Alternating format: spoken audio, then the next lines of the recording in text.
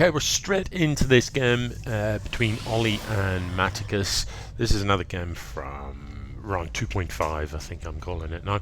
This is Ollie playing Protoss in the top right of 16-bit, and this is Matticus, the Terran, in the bottom left.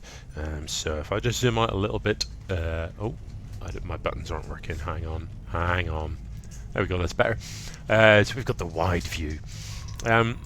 Everything looking pretty standard at the normal, no really early workers sporting out on the map. 16-bit, one of the slightly older maps. It's not a really old one, but it's not in the current map pool, I don't think. I think it's dropped out now. But it's a very, very easy map to secure 3 bases on. And to be honest, I'd like to see both the players taking advantage of that. I'd like to see a big sort of 3-base army being built up. So standard fare on this map is to sort of set up here, and you've got this as an expand, and then you've got the pocket expand out the back. That pocket expo at the back, of course, is a double-edged sword. It does provide a nice landing platform for drops and warp-ins and things like that to happen. So I'll be interested to see if any of that does happen. Ollie, not sure what this pylon's about. Maybe he's not sure which ramp is the front, so he's just going to wall off both. He has gone ahead and started the wall on this back expo. Maybe he's realised that that's what's happening there and thought, you know what, that is not the ramp that I need to build a wall on. To be honest, you're against the Terran. You don't really need a wall, it's fine.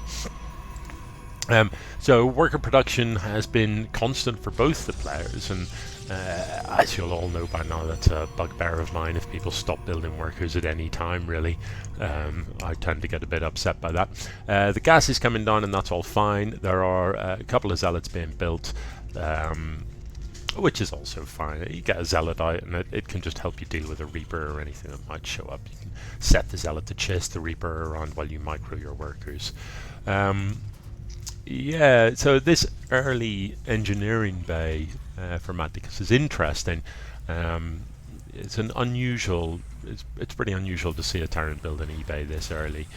So I'm not sure what that's for. Maybe that's going to be a +1 timing attack. It could be something like that, or it could just be so that he can get a missile turret out in here, which is never a bad shot when you're playing against a Protoss, because things like the Oracle into your base pretty early are still quite popular, and it's nice to have that turret. It also protects you from things like if there's any sort of Dark Templar warp in, and we probably remember from the previous round that Matticus had a pretty bad time with DTs, so maybe he's taking no chances now. I'd love to see the orbital command being sorted out here. In general, it's standard play to just get that orbital command as soon as your barracks finishes up, as soon as you've got the minerals to do so. 150 minerals that, to be honest, you get back as soon as it finishes, because once that finishes up you can drop a mule, and I think 270 minerals or something a mule manages to mine before it dies. Ollie with the expand coming down, and Matticus also with the expand at a similar sort of time. So both of these players kind of lining up into that macro that this map lends itself to very, very well. No signs of tech yet from Ollie, which I'm a little curious about. You know, straight zealot against Terran doesn't tend to fare that well. If you've got marauders, you can get concussive shell or whatever. You've got, you know, entirely ranged units aren't going to do well against these melee units, especially without that charge upgrade.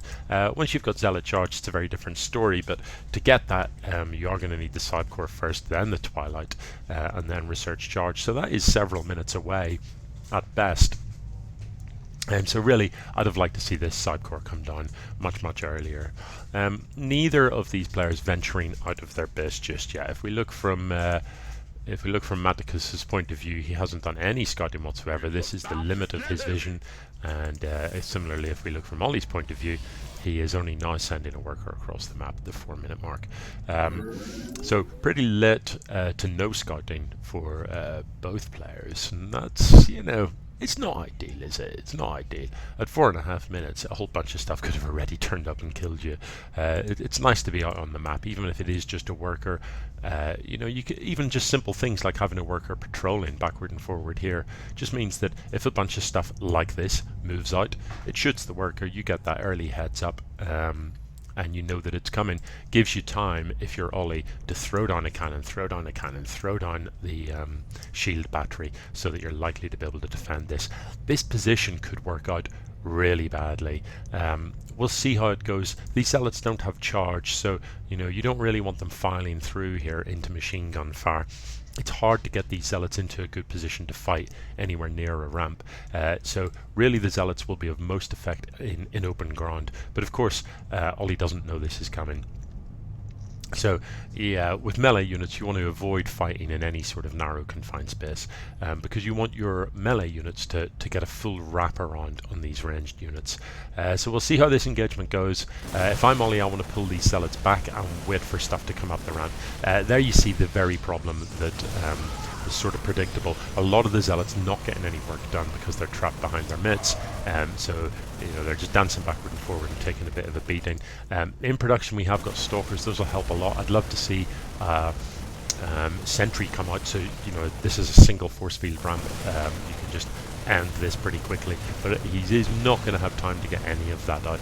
Again, the defense to this really depended on seeing it coming.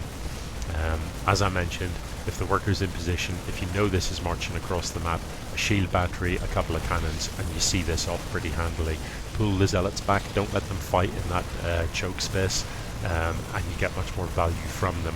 As it is, this is GG, there's nothing here. There's a single gateway, not even warp gate. The zealot's going to come out. I'd be surprised if the zealot even gets a single shot off. Does manage to hack at one marine and do a small amount of damage to it. So there's no way back from here for Ollie. This is over. So, the moral of the story, I say it's over. The moral of the story is scout really, get across the map, find out what your opponent's doing, and have things on the map to give you advance warning. If you're caught with your pants down like this, you're going to lose. It's as simple as that. It's very hard to win against the unknown. It's very hard to win when you don't know it's coming. If a force like this catches you by surprise, you die to it. It's got a lot of damage output. If you know that what's happening and you know what's up, you can change your build accordingly. You can defend against this. So Ollie's hanging in there, but surely he's going to tap out shortly. These guys, the quick and easy thing to do here is just focus on the pylon, and no more units can be built then. And then clean up the workers.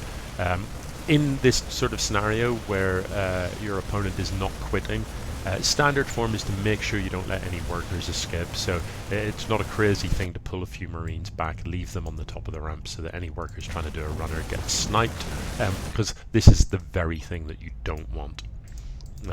You don't want somebody like sneaking a worker. I think this worker's trapped. Can't actually build anything else. Stuck in there, isn't he? Yeah, he's walled himself in. Look. Yeah, GG. So, it's all over. And Game 1 goes to Matticus.